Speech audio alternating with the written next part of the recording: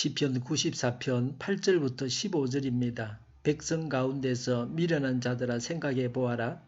어리석은 자들아 너희는 언제나 지혜로워지겠느냐. 귀를 지어 주신 분이 들을 수 없겠느냐. 눈을 빚으신 분이 볼 수 없겠느냐. 문나라를 꾸짖으시는 분이 벌할 수 없겠느냐. 무사람을 지식으로 가르치는 분에게 지식이 없겠느냐. 주님께서는 사람의 속생각이 허무함을 아신다.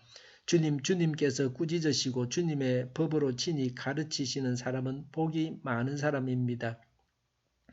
이런 사람에게는 재난의 날에 벗어나게 하시고 악인들을 무덤을 팔 때까지 평안을 주실 것입니다. 주님께서는 주님의 백성을 외면하지 않으시며 주님이 소유하신 백성을 버리지 않으실 것입니다. 판결은 반드시 정의를 따를 것이니 마음이 정직한 사람이 모두 정의를 따를 것입니다. 아멘. 악인에 대해서 말합니다. 8절에 악인을 미련한 자, 어리석은 자라고 했습니다. 9절 10절 말씀대로 하나님은 들으시고 지켜보시고 계십니다. 하나님은 지식을 가지고 가르치시고 벌하십니다. 악인은 하나님이 이런 분이시라는 것을 알지 못하고 악행을 서슴없이 행하고 어리석고 미련합니다. 11절에 주님께서는 사람의 속생각이 허무함을 아십니다. 사람의 속생각이 허무합니다. 사람이 아무리 지혜롭다 해도 하나님께서 보실 때에 제한적이고 유치합니다. 성령님의 인도를 받지 않는 자들은 유치할 수밖에 없습니다. 13절에 악인들을 무덤을 판다고 했습니다. 악인들은 심판을 받고 지옥에 갑니다. 하나님의 정의의 심판을 받아야 합니다. 15절에 의인에 대해서 말합니다. 마음이 정직한 사람이 모두 정의를 따를 것입니다. 라고 했습니다. 의인이 정의를 따를 것입니다. 정의를 따르기 때문에 의인입니다. 12절에 주님께서 꾸짖으시고 13절에 재난의 날에 벗어나게 하시고 평안을 주실 것입니다. 14절에 주님께서는 주님의 백성을 외면하지 않으시며 주님이 소유하신 백성을 버리지 않으실 것입니다. 라고 했습니다. 의인이 범죄하면 징계하시지만 악인처럼 영원한 멸망에 처해지는 것은 아닙니다. 의인은 하나님께서 징벌하셔도 영생을 얻습니다. 악인은 이 땅에서는 징계를 받지 않는다 해도 영벌을 피할 수 없습니다. 12절에 주님께서 꾸짖으시고 주님의 법으로 친히 가르치시는 사람 그랬습니다. 하나님 말씀을 하나님께서 친히 가르치시고 배우게 하십니다. 바로 이런 사람이 의인입니다. 12절에 복이 많은 사람입니다. 라고 했습니다. 하나님께서 꾸짖으시고 친히 가르치시는 사람은 복을 받은 사람입니다. 주님으로부터 꾸지람을 듣고 가르침을 받는 자가 복받은 사람입니다. 하나님으로부터 꾸지람도 가르침도 받지 못하는 자는 저주받은 자입니다.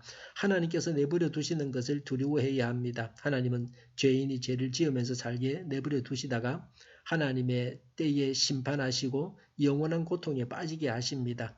9절에 길을 지어주신 분 그랬습니다. 창조주 하나님이십니다. 하나님께서 모든 소리를 다 들으십니다. 통치자는 하나님의 음성과 백성들의 소리를 들어야 합니다. 그래야 통치를 잘할 수 있습니다. 우리의 지도자들이 이런 사람이 되어야 합니다.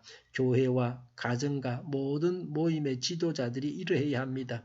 듣지 못하기 때문에 엉망입니다. 이전에 이승만 전 대통령은 밑에서 아첨하는 자들이 백성의 소리를 듣지 못하게 했습니다. 그래서 그 정권이 망하고 말았습니다. 10절에 문나라를 꾸짖으시는 분 그랬습니다. 하나님은 모든 나라를 징벌하시는 분이십니다. 하나님 앞에서 바르게 해야 합니다. 국가적으로 그러해야 합니다. 국가적으로 하나님을 대적하기 때문에 국가가 망합니다. 우리나라가 하나님의 심판의 대상이 되지 않도록 기도해야 합니다. 국가적으로 행하는 모든 일들이 하나님을 기쁘시게 해야 합니다. 10절에 지식으로 사람을 가르치는 분 그랬습니다. 하나님 말씀을 주셨습니다. 모르는 것이 선이 아닙니다. 모르는 것을 배워서 알아야 합니다. 하나님을 알고 하나님 말씀을 알고 하나님과 바른 관계를 가진 자는 항상 배우는 자입니다. 1984년에 한국 기독교 100주년을 맞아서 한국 기독교를 대표할 만한 책 한 권을 선정하려고 했습니다. 기독교인이 쓴 책을 선정해서 세계 교회와 후손들에게 내어놓으려고 했습니다. 그런데 마땅한 책이 없어서 없었던 일로 했습니다. 우리나라 사람들이 책을 보지 않으니까 책다운 책이 없습니다. 부끄러운 일입니다. 11절에 주님께서는 사람의 속생각이 허무함을 아신다 그랬습니다. 사람을 아시는 하나님이십니다. 사람의 부족과 한계와 악함을 하나님은 아십니다.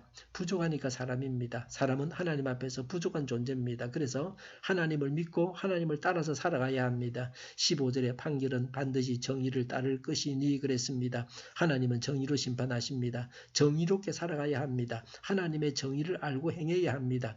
하나님과 성경을 통해서 하나님을 배우고 가르침을 받고 늘 자신을 바로잡아서 성장해 가야 합니다. 기도하겠습니다. 하나님과 성경을 통해서 하나님을 배우고 가르침을 받고 늘 자신을 바로잡아서 성장해 가게 하여 주시옵소서. 우리 동일교회가 만군은집하게 하여 주시옵소서. 예수 이름으로 명하노니 모든 병만은 물러가고 몸의 모든 부분들을 온전하게 될지어다. 신유의 기적을 베푸셔서 저희의 질병을 지금도 고쳐주시옵소서. 저희와 교회와 이 나라의 민족을 불쌍히 여겨주시옵소서.